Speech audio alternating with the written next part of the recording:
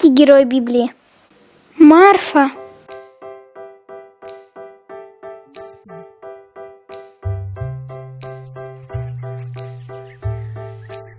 Иисус и его ученики пошли в деревню под названием Вифания.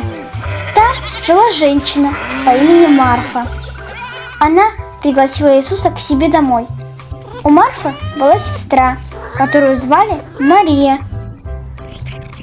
Мария сидела у ног Иисуса и слушала учение. Марфа была очень занята работой. Она все делала одна. Она готовила еду и подготавливала дом для Иисуса. Марфа была расстроена, что Мария не помогает ей с работой. Поэтому она пожаловалась Иисусу. Она спросила: «Разве тебе безразлично то, что моя сестра мне не помогает?»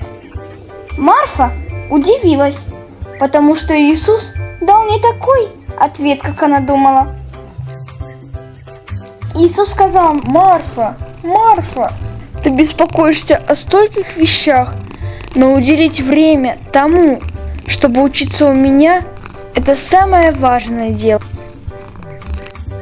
Иисус хотел, чтобы Марфа знала, что слушать Его – это так же важно, как и делать что-то для Него.